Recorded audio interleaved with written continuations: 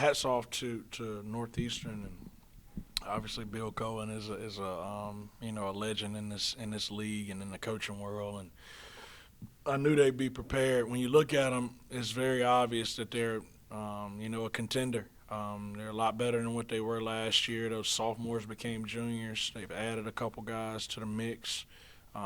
Very talented team. Got a lot of respect for them. I think they're one of the top three most talented teams in our league. Their guard play is tremendous there. First half was, we couldn't get a stop. But we buckled down enough to get some separation going into halftime. I thought we made some good plays. We turned them over.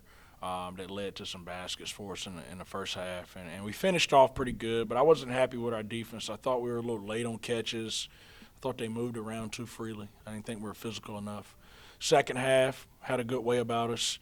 And, we got some separation at the right time. We always talk about that time to put our foot on the gas pedal. And we got great separation, but we tried to give it back. But we handled adversity and got the separation that we needed, and we closed the game out. The defense, like you mentioned, three was in Looney Tune mode. It seemed like he was just hitting a bunch of shots. How do you balance, when, he's playing with the sliders, it's seemingly like all the way up, but at the same time you're trying to be like guys, we can't let him catch, this, that, and whatever. How do you balance going back and forth with that, trying to keep the guys in it? It's tough because we wanted to start the game off, and every time I do this, I get so nervous. But we've played against him when he was at Elon. And he had some good nights on us when he was at Elon. But we were going under his pick and rolls. And I think the guys mixed that with that he can't shoot. And we tried to tell him over and over that we want to close out regular and make sure we take away the rhythm shot. But we just didn't have enough impact on the catches. He saw some early ones go in. Then that made us get up on him. It opened him up to drive it and get to the paint and shoot layups. But I thought we did a good job on him in the second half, and we kept everybody else in check for the most part, except for number 11. He's going to be a good player, by the way. But I thought we did a good job on him in the second half. We were talking about how deep the team is, but you made another starting lineup change tonight. Sean's started a bunch of games, but obviously Bo, I think this is his first start tonight. Yeah. Just kind of talk about what the thought process was going with that starting five. Well, I met with Nolan and Noah the other day, and they wanted to come off the bench. There's nothing that I was really thinking about. They wanted to come off the bench. It shows how selfless they are and how they only care about winning. So we decided to go with Sean and Bo, and, they're older guys. We wanted to give them an opportunity. I thought they did a good job. I thought Sean really set the tone for us in the first half, but that's just a thought process behind that.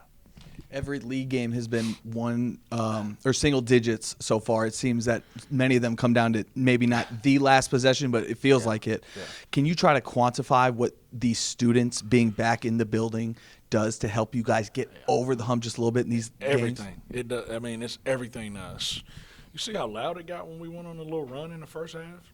And then we went on that run in the second half. Like, it erupted in there. And I thought we turned them over 16 times, and some of them, they were throwing them in the stands like that. That's us for sure, but our students really ignited us. That's why we have the best fans in the country. That's why we have the best student section in the country. What do they call it? The Coliseum Chaos, is that what they call it? It's chaotic in there, and they are a huge part of it. And everybody in the community that comes out, they do a great job of cheering our guys on. The energy in the building is electric. Like we just mentioned, it was definitely a game of runs. They started out hot. Y'all got it back. The second half, it was all over the place. How do you as a coach balance the emotions from going on a 10-0 run to 0-9 run? Well, early on, I wasn't happy about it at all. So, they had to feel – I wanted them to feel my intensity. Like, we weren't locked in defensively. They were moving with too much freedom. So in that moment, it was more intense. Late, when they went on that run, it was a 10-0 run down the stretch, I just wanted to be calm because I thought our guys were probably a little frantic anyway, so I just wanted to be calm and not add to that. And that's what I did in the huddle. All my coaches, we were all on the same page, and we came out and we played very poised down the stretch.